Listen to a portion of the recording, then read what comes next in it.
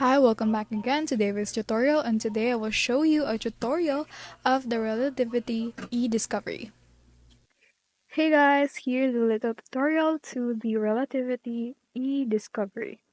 So what we have right here is a dashboard. So we have the add widget button here where you can add a pivot or cluster widget to the dashboard.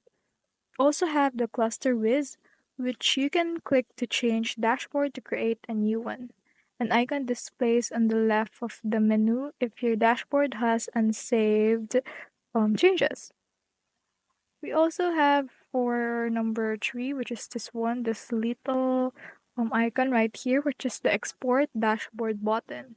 If you click that, it will export this dashboard chart, which is this chart right here, and to Excel for further customization.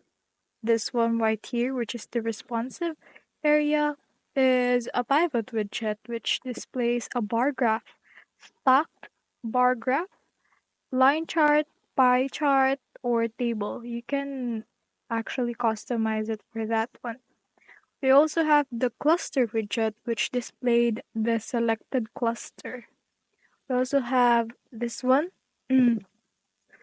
This one right here is the list where it displays the item list of your cluster.